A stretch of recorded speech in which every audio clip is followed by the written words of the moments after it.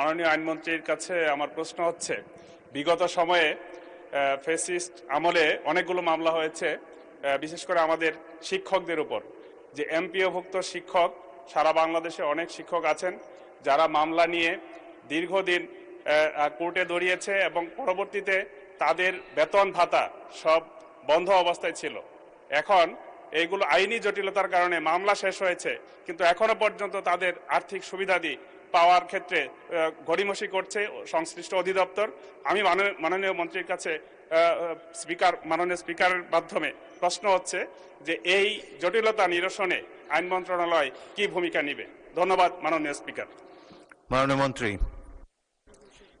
মাননীয় স্পিকার, আপনার মাধ্যমে সংশ্লিষ্ট সদস্যকে ধন্যবাদ জানাচ্ছি। এমপিওভুক্ত শিক্ষকরা অনেকে মামলার শিকার হয়েছেন। বিগত সময়ে কবরে 20 বছর আগে গেছেন, তারাও মামলার শিকার হয়েছেন।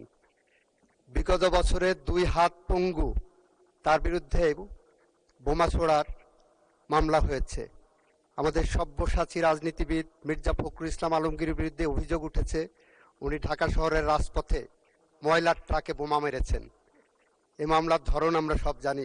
মাননীয় সদস্য, আমরা যেগুলো মামলা প্রত্যাহার হয়েছে, প্রত্যাহার হওয়ার পরে সেই প্রত্যাহারের সার্টিফিকেট বা সনদ বা সার্টিফাইড কপি তুলে সংশ্লিষ্ট মন্ত্রণালয় বা অধিদপ্তরে দরখাস্ত করার জন্য অনুরোধ করব এবং সংশ্লিষ্ট অধিদপ্তর যাতে যে সমস্ত মামলা প্রত্যাহার হয়েছে তাদের সংশ্লিষ্ট জটিলতা অতি দ্রুত নিষ্পন্ন করেন, সে কারণে তাদের কাছে অনুরোধ জানাবো। এর বাইরে আইন মন্ত্রণালয়ের কিছু করার থাকে না।